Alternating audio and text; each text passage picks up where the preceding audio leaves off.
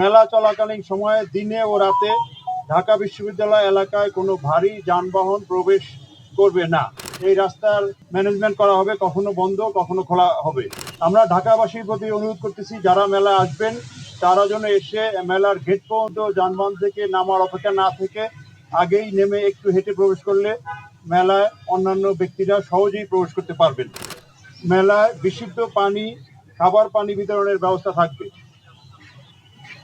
DMP traffic বিভাগ কর্তৃক traffic পরিকল্পনা ব্যাপকভাবে গ্রহণ করা হয়েছে মেলা এবং আশপাশ এলাকায় ট্রাফিক কন্ট্রোলের জন্য। বইমেলা উপলক্ষে কয়েকটি জায়গায় ট্রাফিক ডাইভারশন দেওয়া হবে। মেলা চলাকালীন সময়ে দিনে ও রাতে ঢাকা বিশ্ববিদ্যালয় এলাকায় কোনো ভারী যানবাহন প্রবেশ করবে না। এবার টিএসসিওতে দোয়েল চত্বর পর্যন্ত রাস্তা অন্যান্য বারের মতো সবসময় বন্ধ থাকবে না। আশেপাশের ট্রাফিক চলাচলের সুবিধার্থে সময়ে সময়ে এই রাস্তা ওপেন করা হবে।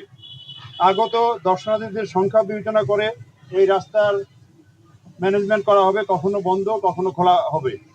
মেলা আগত অনুমোদিত যেগুলো যানবাহন, অনুমোদিত যানবাহন পার্ক করতে পারে না, তবে অনুমোদিত যানবাহনের জন্য পার্কিং স্থান নির্ধারণ করা হয়েছে।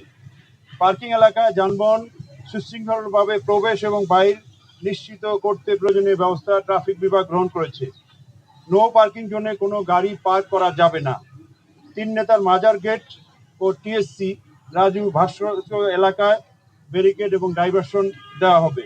ব্যারিকেড সমূহে যানবাহনের ইউটার্নের ব্যবস্থাও থাকবে।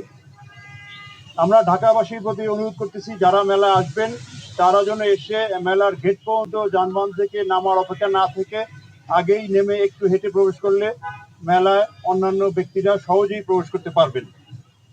প্রিয় উপস্থিতি, নিরাপত্তা ও শৃঙ্খলার স্বার্থে বইমেলা কেন্দ্রিক কিছু ডাইভারশন ব্যবস্থা চালু থাকবে।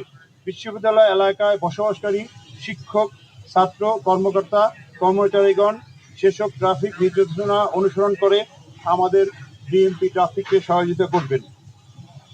সকলেরকে আন্তরিক ধন্যবাদ ও কৃতজ্ঞতা জানাচ্ছি।